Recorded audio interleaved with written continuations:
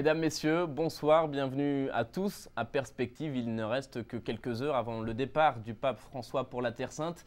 Un pèlerinage de 3 jours, une première étape en Jordanie, puis en Palestine et en Israël, une dimension œcuménique pour ce voyage, car je vous le rappelle, le pape François va rencontrer le patriarche de Constantinople pour commémorer le cinquantenaire de la rencontre très forte avec le pape Paul VI et Athénagoras. Pour parler de ce pèlerinage, j'ai la joie de recevoir sur ce plateau Carl Letu. Bonjour. Bonjour. Je rappelle que vous êtes directeur pour le Canada de Kenewa, cette agence pastorale qui s'occupe des chrétiens en Terre Sainte. Et je voudrais vous poser cette question. Quels sont, pensez-vous, les enjeux de ce pèlerinage du pape en Terre Sainte? Oui, comme le pape le dit lui-même, c'est un pèlerinage. C'est pastoral, une mission pastorale où, dès le début de son pontificat, on l'a vu tout de suite, c'est un homme de service, un homme qui veut attirer l'attention chez les pauvres, les démunis, les personnes qui vivent des difficultés. Et c'est pour ça, par exemple, qu'en Jordanie, il va rencontrer des réfugiés syriens. C'est aussi la même chose, il va rencontrer des familles et des enfants réfugiés et des personnes qui vivent des difficultés en Palestine, à Bethléem. Et aussi, il va rencontrer des leaders religieux, autant juifs, musulmans, et aussi, comme vous l'avez dit dans votre introduction, le leader de l'Église orthodoxe, qui représente quand même presque 300 millions d'orthodoxes dans le monde. Alors, les enjeux sont qu'il veut attirer l'attention du monde sur ce qui se passe au Moyen-Orient, en Syrie, en Irak, Israël, Palestine, en Égypte, et que peut-être l'Église, peut-être les religions font partie de la solution. Et lui, par l'exemple, il va commencer avec ces grandes discussions-là pour peut-être infuser une nouvelle énergie que la région a tant besoin. Le point d'orgue, alors, on l'a évoqué, c'est cette fameuse rencontre avec le patriarche de Constantinople. C'est 50 ans après cette visite en 1964 de Paul VI avec Athénagoras. 50 ans après ce geste très fort, très symbolique, qu'est-ce qui a changé? Oui, ce qui a changé, c'est qu'il faut se rappeler peut-être juste brièvement qu'avant cette rencontre historique, que ça faisait 1000 ans quand même, que les deux religions orthodoxes et catholiques ne se parlaient pas officiellement, et ne dialoguaient pas, ne se reconnaissaient même pas.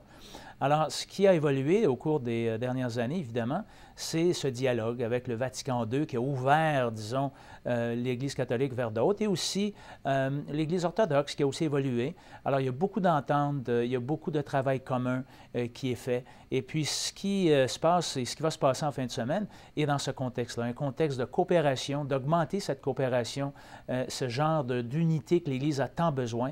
Et aussi, peut-être apprendre aussi des gens du milieu, en Syrie ou en Irak, au Liban, en Jordanie. Déjà, les orthodoxes et les catholiques travaillent ensemble depuis de nombreuses années grâce justement à cette réunion qui a lieu il y a en 1964. Alors, ce qui fait que le pape qui va là, c'est reconfirmer cette entente et ces alliances pour permettre aux gens de travailler ensemble pour trouver des solutions difficiles que le Moyen-Orient fait face aujourd'hui. Alors, un chemin a été fait en matière d'unité chrétienne. Est-ce que vous pensez qu'un jour, on pourrait parvenir à une unité parfaite entre les chrétiens?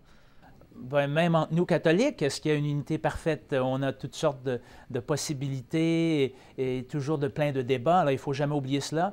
C'est sûr qu'on le souhaite tous. Jésus nous l'a dit dès le début, il faut être une Église, il faut être un avec lui. Et je crois que si, en tout cas, il n'y a pas d'unité parfaite en ce moment, il y a certainement une belle collaboration, un beau dialogue qui démontre que tout est possible dans le monde d'aujourd'hui, en espérant aussi que ce dialogue va aussi s'établir aussi fort avec les musulmans et avec les Juifs. Et c'est ce que le pape fait aussi parce qu'il va rencontrer également des Juifs et des musulmans. Le Moyen-Orient, malheureusement, vit des périodes douloureuses. On pense aux ravages de la guerre en Syrie, on pense aux persécutions, on pense aux délicats conflits israélo-palestiniens. Comment est-ce que, et ce sera ma dernière question, comment est-ce que vous voyez l'avenir des chrétiens au Moyen-Orient? Bien, pour l'instant, c'est difficile. Les dernières 10 années ont été très difficiles pour les chrétiens. Il y a eu un nombre record de chrétiens qui ont quitté la région à cause de la violence. Ça a commencé avec l'Irak, qui pendant 10 ans a vu 70 de sa population chrétienne qui a quitté, qui ne reviendra plus.